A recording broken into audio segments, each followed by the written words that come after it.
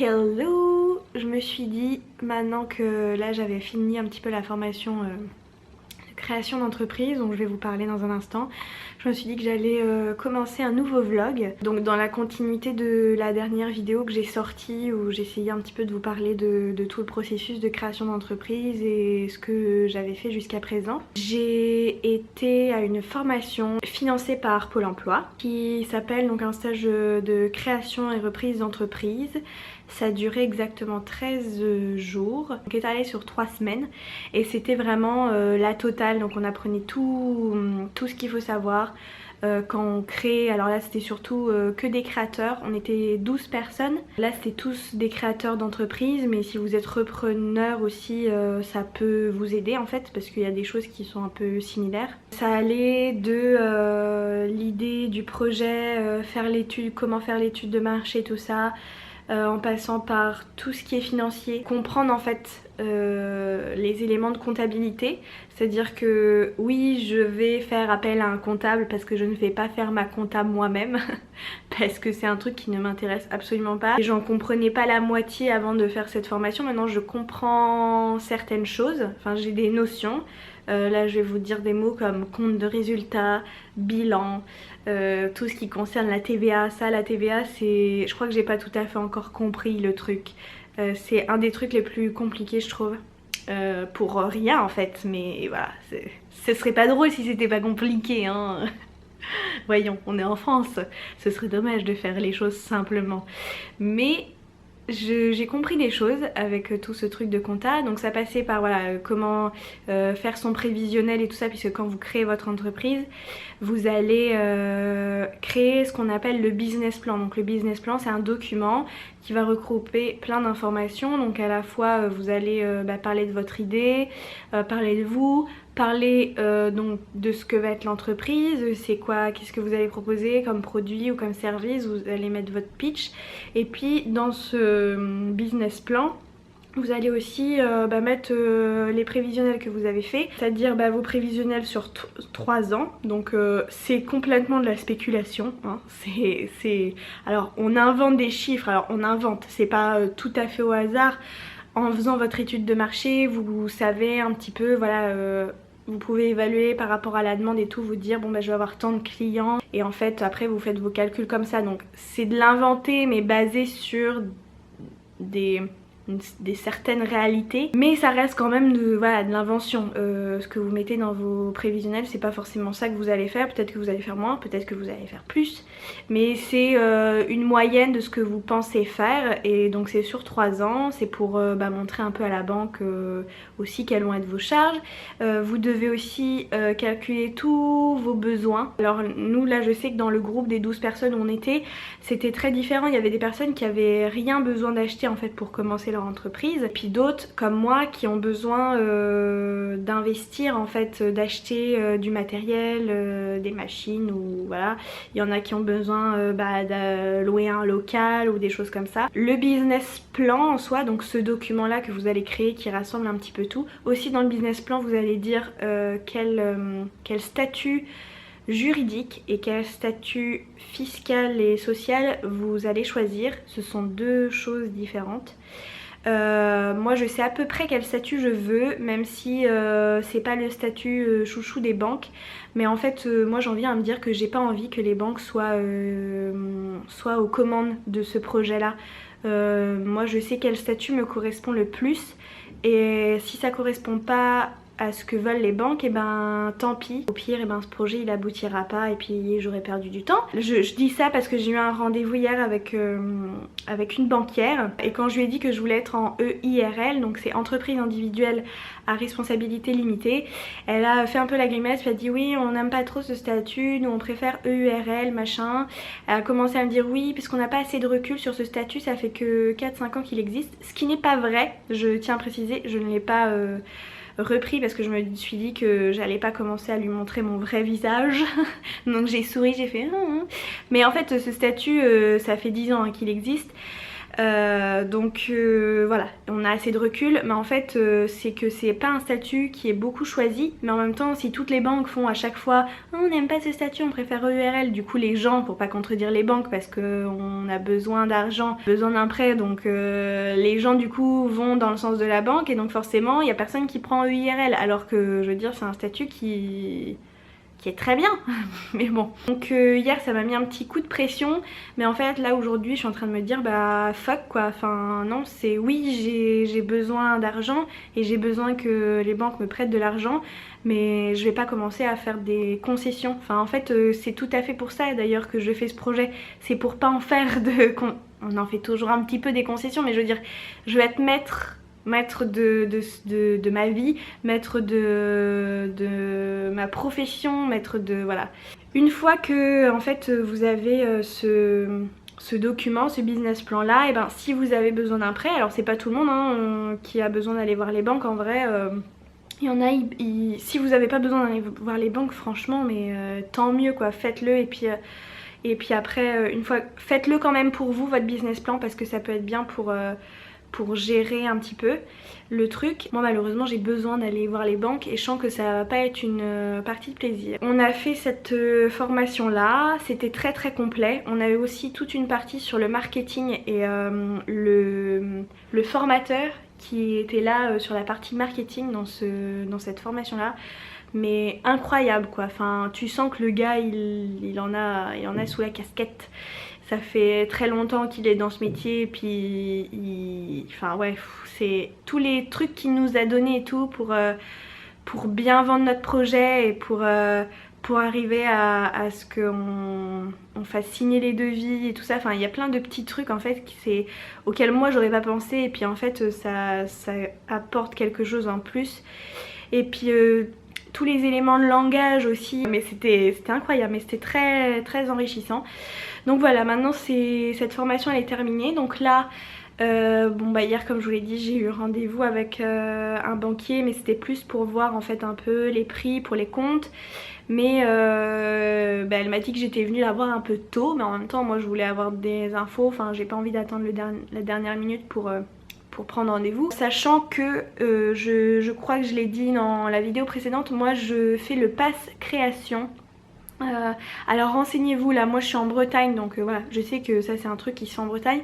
Renseignez-vous si vous voulez créer votre entreprise et que vous êtes dans une autre région, voir s'il n'y a pas un dispositif de la région qui est similaire à celui-ci. Sachant que vous pouvez vous renseigner en fait dans n'importe quelle région, vous pouvez aller vous renseigner auprès de la chambre du commerce ou de la chambre des métiers de l'artisanat, selon la chambre dont vous allez dépendre par rapport à votre activité. Eux ils vont être aptes à vous dire voilà, s'il y a un dispositif de la région qui vous permet d'avoir un suivi individualisé.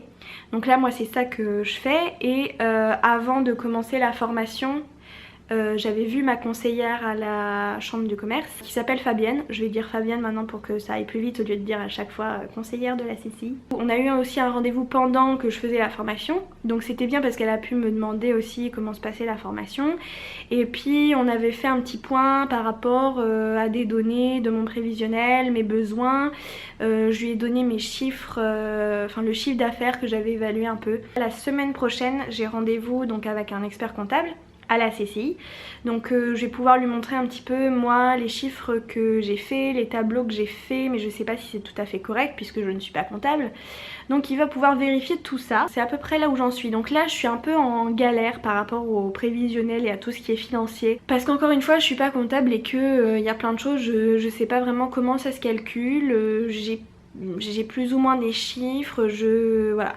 Mais là je suis un peu dans l'impasse. Pour l'instant j'en suis là, dans cette démarche et cette création d'entreprise. Il y a des hauts et des bas, vraiment. J'ai commencé la formation, j'étais à fond. En fait pendant la formation j'ai pas mal déprimée parce que toute la partie financière et tout, je suis plus capable. Selon les réactions des gens qui vous accompagnent dans le projet, comme là par exemple le rendez-vous avec la banquière hier, il y a des moments où je me dis ah ouais mais en fait je suis en train de perdre mon temps et jamais ça sera ce projet.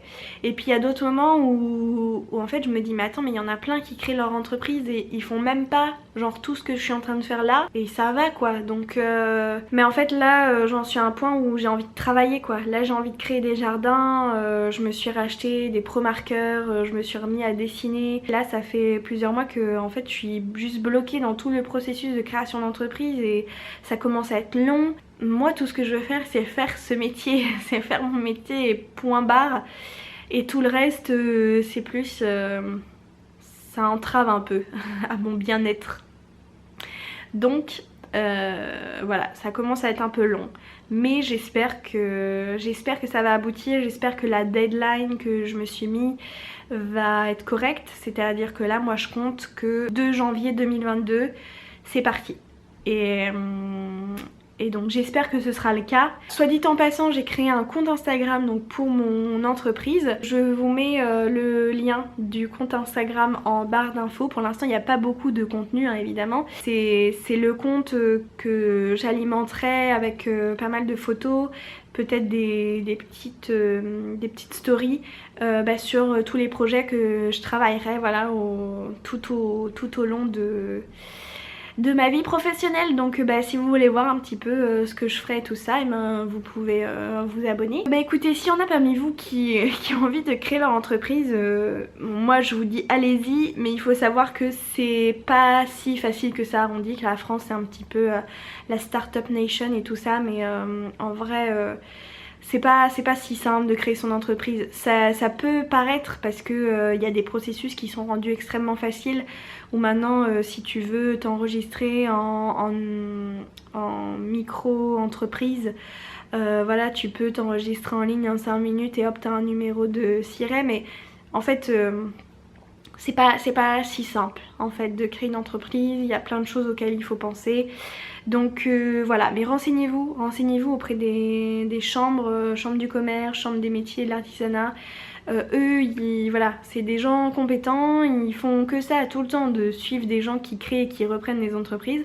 Donc eux, ils pourront vous aider dans ce processus-là. Sacrée intro pour cette vidéo, je suis rentrée tout de suite dans le vif du sujet, ça fait 20 minutes que je parle. Enfin bref. J'arrête de parler, j'ai assez parlé et je retourne à mes occupations. Wow, j'avais totalement oublié que j'avais commencé un vlog. Là, je suis en train de travailler sur mon business plan. Je vous montre sur quoi je travaille. Je travaille sur Canva. Je vous le conseille si vous avez des mises en page à faire ou des trucs comme ça. C'est un outil vraiment cool. Ah, ma batterie clignote. Donc là, j'essaye de faire un petit peu mon business plan. La page de couverture qui ressemble à ça. Ça, ce n'est pas une photo d'une de mes créations, bien évidemment, non. En fait, ça c'est un jardin potentiel. Je sais plus si c'est le jardin de chez lui aussi, c'est un jardin qu'il a fait, mais c'est l'œuvre du paysagiste Piet Oudolf, dont j'aime beaucoup le travail. Et ensuite, et bien évidemment, il y a le sommaire, des petites pages. Je survole vite fait des trucs un peu essentiels qu'il faut absolument mettre dans le business plan. Et là je suis sur l'étude de la concurrence. Bon, moi c'est un petit peu particulier parce qu'il y a énormément de concurrence, donc je peux pas faire une liste de tous les concurrents qu'il y a. Voilà où j'en suis. Et je sais que pour l'instant ce vlog est pas très intéressant, mais c'est ça qui se passe en ce moment.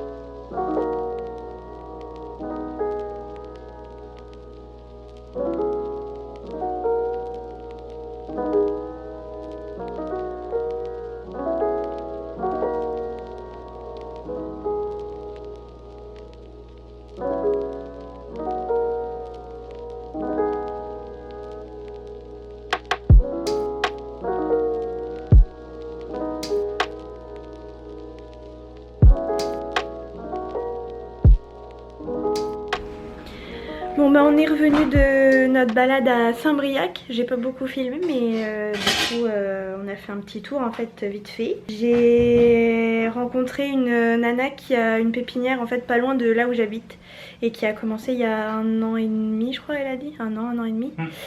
Donc surtout des petits fruits comestibles. Bah pas juste avant le Covid du coup. Enfin, non.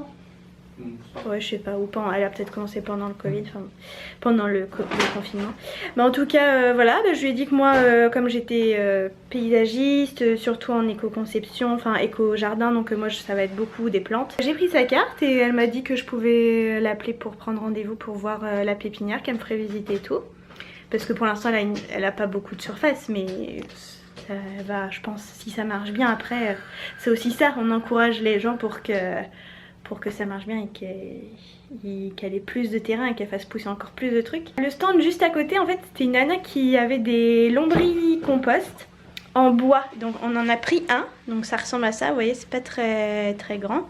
Moon qui est intriguée évidemment et qui va être tout le temps dessus. C'est en bois, donc il n'y a pas de jus en fait comme dans les lombricomposteurs classiques en plastique où en fait bah, tout en bas vous avez un robinet puis vous enlevez le jus. Vous pouvez vous en servir pour arroser vos plantes, et machin.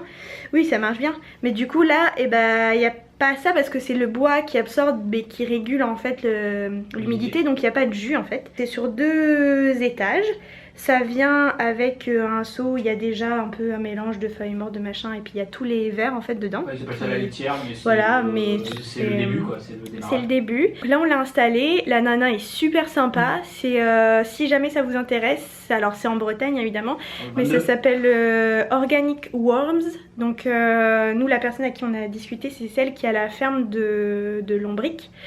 La ferme Lombricole, c'est une ESAT en fait qui fabrique les... C'est pas elle qui fabrique les lombricomposteurs en bois, c'est avec une ESAT. Elle est super sympa, donc si jamais ça vous intéresse, elle a un site internet, oui, mais il est en maintenance. En maintenance, mais voilà, je crois qu'elle a un Instagram aussi, elle m'a dit, donc j'essaierai de vous mettre tout ça en barre d'infos si jamais ça vous intéresse, parce qu'en vrai, nous on était étonnés d'en voir en bois, c'est la première fois qu'on en voit en bois, et elle a dit qu'il y en avait que 2 en France. Bah, qui faisaient des lombricomposteurs en bois, voilà, il y en avait que 2 en France.